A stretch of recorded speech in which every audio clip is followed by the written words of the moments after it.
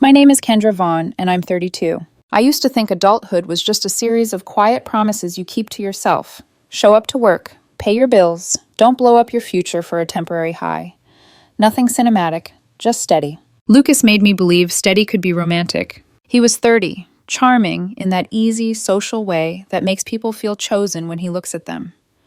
We'd been together 4 years, long enough that our friends called him my husband without thinking. Long enough that the line between mine and ours felt natural. We weren't rich, but we were comfortable. Two working professionals, combined income hovering around what we called safe. We had a plan: house down payment, emergency fund, maybe kids someday once life felt less like a treadmill. And we had savings goals. Or I thought we did. It started as a feeling before it became a fact. The kind of feeling that pricks the back of your neck when you open an account and the number doesn't match the story you've been telling yourself. We each contributed $800 a month to our joint savings. It was almost ceremonial, automated transfers that made us feel responsible without requiring daily effort. We were supposed to be sitting around $42,000. We had $27,000. At first, I assumed I'd misremembered, that maybe a bill hit or a flight or something boring and explainable. I opened the statements anyway, the way you check the door lock twice when you're alone at night. Then I saw them. Withdrawals. Not one big dramatic theft, but a slow leak designed to look like nothing. $200 here, $500 there, $1,000 once, bold enough to make my stomach turn. All going to names that sounded like neon. Vegas Dream, Lucky Slots, BetMax Gaming, online gambling. The kind you can do from your phone at 2 a.m. while pretending you're just scrolling. I didn't confront him immediately. I sat there in the blue light of my laptop, cursor hovering, scrolling back month after month like I was watching a version of my life I hadn't agreed to. When I finally totaled it, my throat tightened. $15,347. 8 months, $15,000 of our future, quietly fed into an algorithm that only knows how to take. Lucas came home that night like nothing had happened. He kissed me hello, asked what I wanted for dinner, and reached for the fridge like the ground beneath us wasn't cracked straight through. I waited until we were sitting on the couch. No TV, no distractions, just the hum of the air conditioner and my heartbeat trying to stay civilized. "Lucas," I said, and hated how calm my voice sounded. I looked at the savings account. His hands stilled. It was subtle, just a fraction of a second, but it was enough. "Okay," he said. "Why?" I turned my laptop toward him. The withdrawals were highlighted in yellow, like a warning sign. He stared, blinked again. And then his face collapsed into something smaller. "I can explain," he whispered. "Please do," I said, because if he couldn't, then I had to accept the other thing, that I didn't know the person sitting next to me. He started with the classic first lie, minimizing. "It was just fun at first," he said quickly. "Like a couple bucks. It was stupid. I wasn't thinking." "And then?" I asked. His eyes got wet, and for a second it almost worked, almost made me want to reach over and smooth it away, like tears could erase numbers. "I won," he said, "one time. I hit $2,000, and I thought," he swallowed hard, "I thought I could do it again. I thought I could bring it back bigger." Gambler logic, the kind that feels like confidence until it's just desperation wearing a suit. "So you lost $15,000, I said. Saying it out loud made it heavier, more real. He flinched like I'd slapped him. "I was going to fix it," he said. "I swear, I was going to stop. His voice cracked. "Please don't tell anyone, Kendra, please. I'm ashamed." Ashamed. That word is so dangerous because it makes you think silence is kindness. I should have told someone right then. My sister, my best friend, anyone. But I loved him. And love makes you believe that protecting someone from consequences is the same as protecting them from pain. So I believed him. Idiot. We talked for hours. He cried. He promised. He begged for boundaries like a drowning man begging for a rope. I did what felt practical. I moved the remaining savings into a new account only I could access. Not as punishment, at least that's what I told myself, but as damage control. I removed his access to our shared credit cards, left one for emergencies, and I gave him $200 a week for personal spending. Coffee, lunches, whatever. He nodded, wiping his face. "That's fair," he said, like a man signing a contract he planned to honor. "I need it. I need you to keep me from messing up." For 5 days, he was perfect. He cooked dinner. He offered to show me his phone without being asked. He talked about therapy like he meant it. And then Friday happened. I was in the kitchen rinsing a mug when my phone started buzzing on the counter. Rapid-fire notifications. The sound of a swarm. The group chat. 23 messages in what felt like one breath. The first one I saw was from Brianna Keller, Lucas's best friend. Bri was the kind of woman who weaponized empathy. She could turn any conversation into a public service announcement, and people loved her for it. She wrote, "Can we talk about financial abuse in relationships?" Asking for a friend who literally isn't allowed to access her own money. My stomach dropped. Another message popped up from Noah Price, one of Lucas's closest friends. "Wait, what? That's messed up. Women need financial independence. That's how abuse starts." And then, like the final shove, Lucas typed, "Thanks for the support, guys. It's been really hard. I'm not allowed to have my own credit card. She gives me an allowance like I'm a child. Tracks every dollar. I feel trapped." I stared at the screen until the words blurred. Lucas was in our bedroom. The door was closed. He'd been in there for an hour. This wasn't a slip. This wasn't panic. This was planned. The chat went nuclear.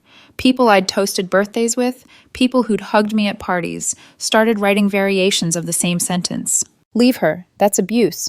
I always got controlling vibes from her. This is manipulation." Not one person asked, "Kendra, what happened?" Not one person paused long enough to consider that maybe, just maybe, the first story you hear isn't always the true one. I could have responded immediately. I could have typed, "He gambled away $15,347.82. I could have thrown the truth like a grenade. But something in me went still. Not because I was scared, because I wanted to see how far he'd take it. So I didn't argue. I didn't plead. I didn't defend myself with feelings. I opened my laptop, logged into the bank portal, downloaded 8 months of statements. I highlighted every gambling transaction until the page looked like it was bleeding yellow. I pulled screenshots from our shared laptop. Lucas had logged into the gambling sites and never logged out, like he never imagined accountability would show up at our door. Then I found the text he'd sent me after I confronted him. "I'm sorry. I swear I'll stop. Please don't tell anyone. I'm ashamed." I saved it all. I made a clean PDF packet, the way you build a case when you already know the jury is biased. The group chat kept raging. Lucas kept playing victim. Bri kept steering the narrative with concern and little heart emojis like she was doing charity work. Around midnight, the messages slowed. People got tired. Outrage has a bedtime. That's when I posted. Just one message. No screaming, no insults, no "how could you?" Just the truth, stapled to evidence. Since we're discussing financial abuse, here is $15,347.82 of our savings spent on online gambling over 8 months without my knowledge. Every transaction highlighted. The allowance was an intervention for addiction, not control. I hit send, put my phone on silent, and went to bed with my heart pounding like I'd just lit a match in a room full of fumes. When I woke up, my screen was a wall of red badges, 156 unread messages. And I knew, before I even opened the chat, that this was no longer just about gambling. This was about reputation. And whoever controlled the story. The silence after I posted the PDF lasted 22 minutes.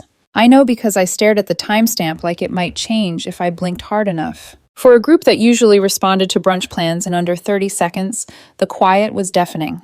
It felt like everyone was reading, recalculating, deciding whether the version of Lucas they'd defended could survive what was now undeniably in black and white. Then the dam broke. Noah was the first. "Holy hell, Kendra, is this real?" A second later, Maya chimed in. "Lucas, please tell me this isn't accurate." I watched the typing dots under his name appear, disappear, appear again. He was thinking, reframing, looking for a door. When his reply finally came, it was almost impressive in its audacity. "It's out of context." Out of context. As if $15,000 could wander into gambling apps accidentally. As if math cared about narrative. "She's twisting things to make me look bad," he continued. "Yes, I messed up. But this doesn't show how controlling she is day to day."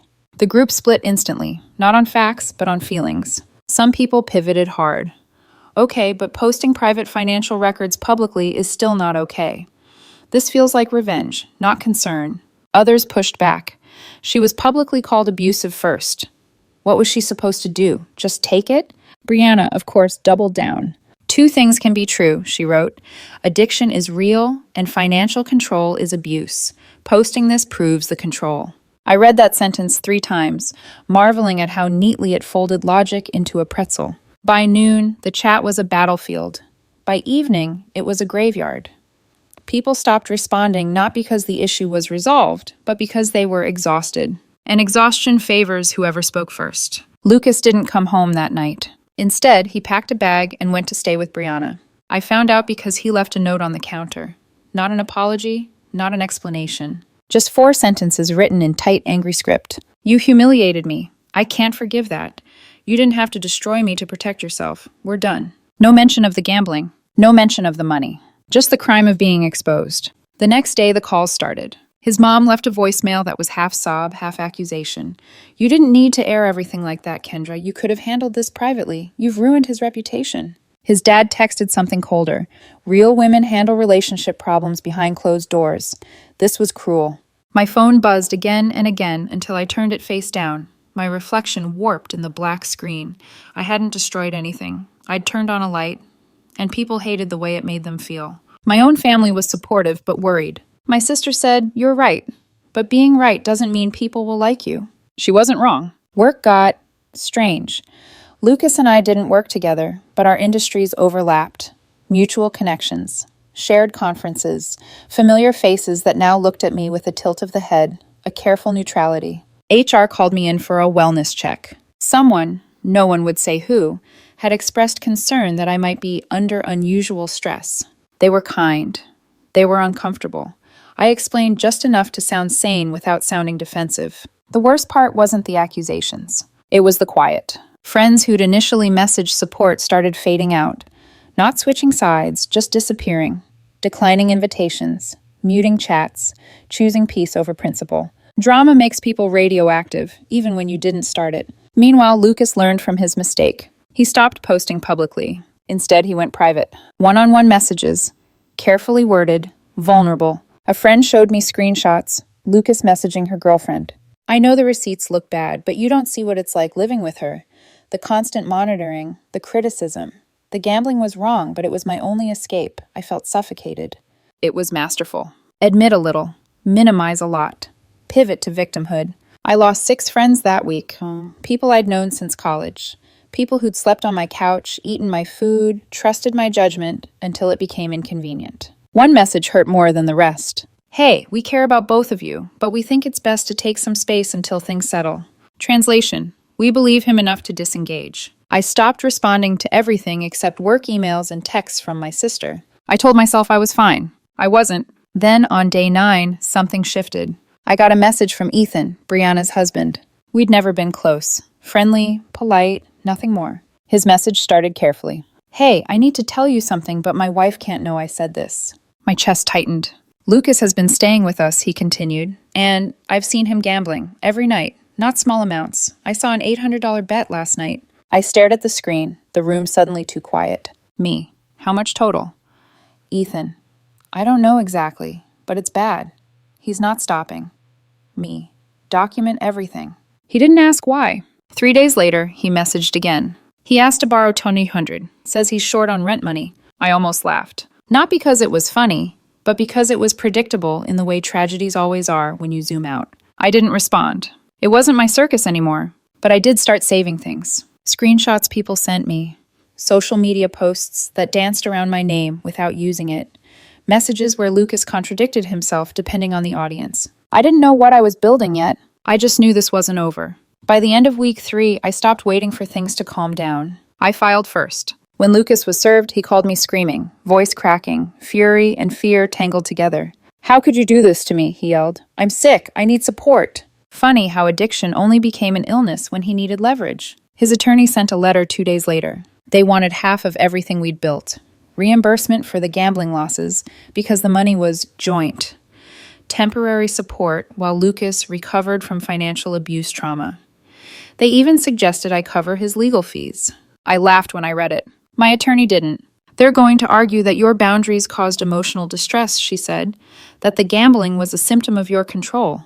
That's insane, I said. She nodded. Welcome to relationship litigation.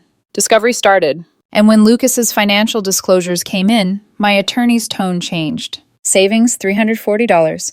Checking, $89. Credit card debt, $12,000. All accumulated in 3 weeks. He gambled everything he had, she said quietly, and then some. For the first time since this began, something in my chest loosened. Not relief, momentum. Because the truth, once documented, has a way of becoming very hard to outrun. And Lucas was sprinting straight into it. Lucas lost it when the process server showed up. I wasn't there to see it, but I didn't need to be. He called me less than an hour later, voice already hoarse, like he'd been screaming at the wrong person before he tried me. "You really did it," he said. "Not why did you, not can we talk, just accusation. You're abandoning me when I'm sick." I stood in my kitchen, the same counter where he'd left that note blaming me for his humiliation, and felt something settle into place. "I didn't abandon you," I said. "I set boundaries. You burned them down and blamed me for the fire." He laughed, sharp, disbelieving. "You're unbelievable. Do you know how this looks? You're proving everything I said about you." That was the moment I understood something essential. Lucas didn't want resolution. He wanted a villain. And if I wouldn't play one quietly, he'd cast me loudly. His attorney's letter arrived 2 days later, heavy with legal language and emotional theater. They framed our years together like a marriage without paperwork. Shared life, shared assets, shared reliance. They wanted equitable reimbursement for the gambling losses because the funds were joint. Temporary support while Lucas recovered from the psychological impact of financial abuse.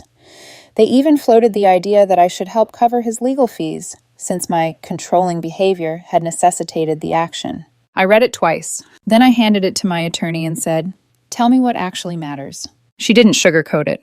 "They're going to argue intent," she said. "That your restrictions weren't protective, they were punitive. That the gambling was a symptom, not the cause." "That's insane," I said again, because repeating it didn't make it less true. She nodded. "Insane arguments win cases every day, but facts help." Discovery began like an autopsy. Slow, clinical, revealing things no one wants to see laid out under fluorescent light. We had to disclose everything: accounts, debts, assets, timelines. When Lucas's disclosures came in, my attorney's posture changed. She sat back in her chair, reread the numbers, then looked up at me with something dangerously close to satisfaction. "He's broke," she said. "Not struggling, not tight. Broke. Savings, $340. Checking, $80. New credit card debt, $12,000. All accrued since he'd moved out. Those cards aren't connected to you," she added. "They're his alone." I closed my eyes. I didn't feel triumphant. I felt confirmed. "This actually helps us," she continued. "It establishes ongoing addiction and financial irresponsibility. It undermines the claim that your boundaries caused his behavior. While the legal machinery churned, the social pressure campaign didn't stop. It just changed shape." Brianna posted a vague message on Instagram. "Leaving someone when they're struggling with addiction is cruel. Support systems matter." No names, no tags, everyone knew. The comments were split. Some applauding compassion, others asking uncomfortable questions about accountability and enabling.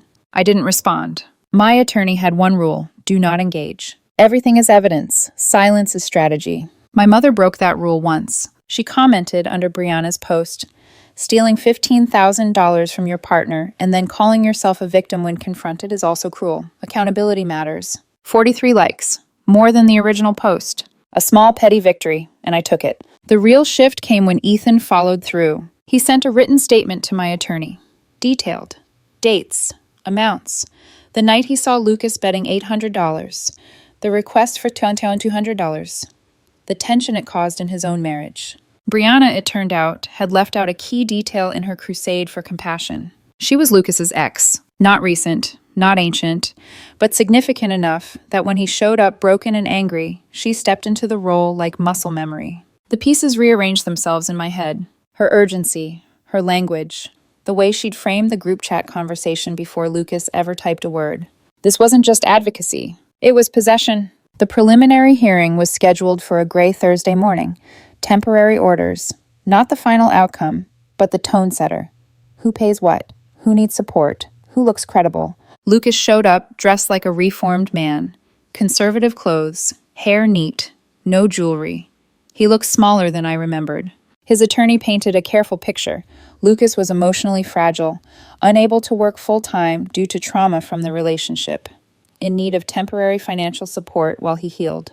When it was my turn, my attorney didn't raise her voice. She raised documents, bank statements, highlighted withdrawals, credit reports showing the post-separation debt, screenshots of texts where Lucas admitted to gambling.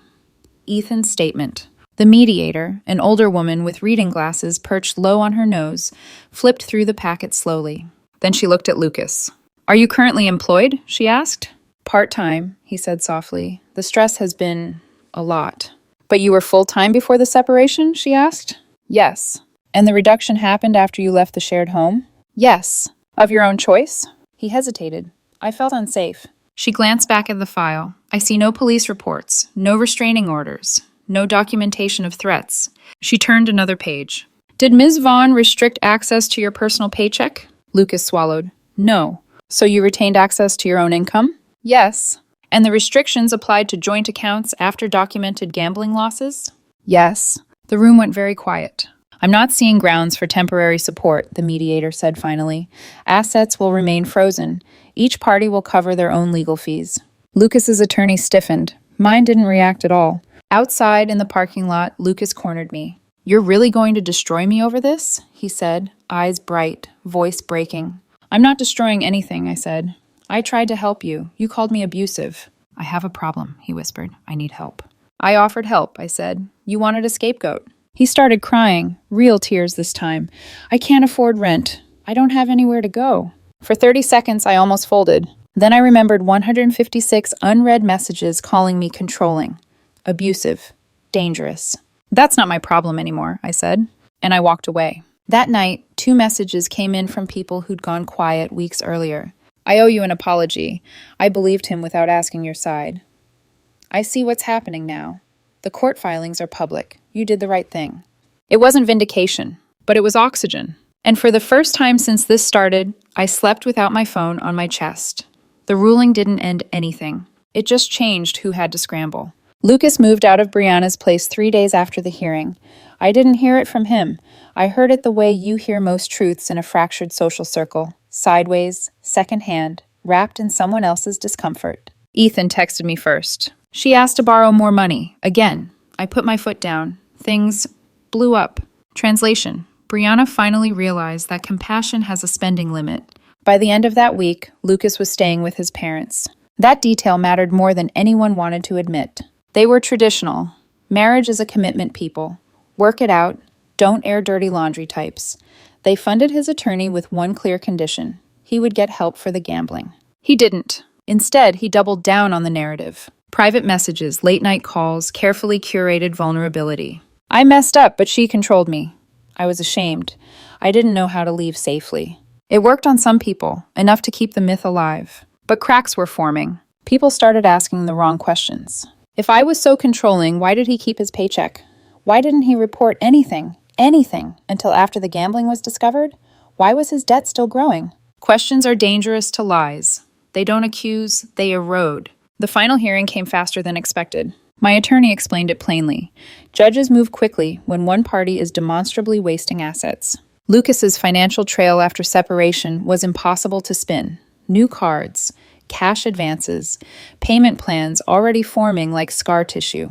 At the settlement conference, his attorney tried one last angle, arguing that the gambling losses shouldn't count as dissipation because they were part of a mental health crisis. The judge didn't raise her voice. She just said, mental health struggles explain behavior. They don't erase responsibility. Final numbers landed like a quiet thud. Lucas received 35% of the remaining shared assets after the gambling losses were deducted. No support. Each of us paid our own legal fees. He kept his car. I kept the savings that still existed. He fought it, filed appeals, requested delays. Every attempt was denied. Clear pattern, clear documentation, clear outcome. My attorney billed me $8,000, worth every cent. The friend group never came back together. The original chat was deleted without ceremony, like erasing a crime scene instead of investigating it. Smaller groups formed. Mine had 6 people, the ones who either believed me from the start or waited for facts before choosing a side. Lucas had his own circle, smaller, louder online, posts about choosing yourself and surviving toxic control. Brianna still hovered, despite kicking him out. Some bonds thrive on shared chaos. The people who went silent stayed silent. A few sent awkward messages weeks later. "Hey, sorry about everything," I responded politely. I didn't push for reconnection. Some friendships don't survive truth. That's not a failure. It's a filter. Work stabilized. HR stopped checking in. Colleagues stopped giving me that careful, sympathetic look like I might shatter if they asked how I was. Life resumed. Not dramatically, quietly. Then, 3 weeks ago, a message came in from an unknown number. It was Lucas. I'm sorry. For what it's worth, I was wrong to blame you. I was ashamed and scared, and I handled it badly. I don't expect forgiveness. I just needed to say it. I read it once. Then I set my phone down. I didn't respond. Not because I was angry, because I didn't need to. My therapist, yes, I got one, said something that stuck with me. Forgiveness isn't a prerequisite for moving on. Acceptance is. I accept that it happened. I accept that evidence saved me when words wouldn't have. I accept that some people believe the first story they hear, especially when it fits what they already think. Woman accuses partner of financial control? Believable. Woman presents spreadsheets and receipts? Petty. Until it isn't. If I hadn't posted the proof, the lie would have calcified. I would have been the villain who stayed quiet to look classy while my reputation burned. Some people call what I did petty. Maybe it was. But the high road doesn't clear your name. Documentation does. Now my life is normal. New apartment. Better job. Promotion, actually. Friends who ask questions before passing judgment. Dating casually. Nothing serious. No chaos. Sometimes I think about the version of me who almost stayed silent. Who almost protected someone who was willing to destroy her to protect himself. I'm glad she didn't. The whole thing taught me something brutal and useful. Not who will defend you, but who will wait for facts. Those are the keepers. As for Lucas, I hope he gets help. Addiction ruins lives. I wouldn't wish it on anyone. But his addiction was never my responsibility. His choices weren't my fault. And his recovery, if it comes, won't be because I sacrifice myself to make it easier. Truth surfaces eventually. Not always in time to save everything, but enough to save what matters. Myself. And that's enough.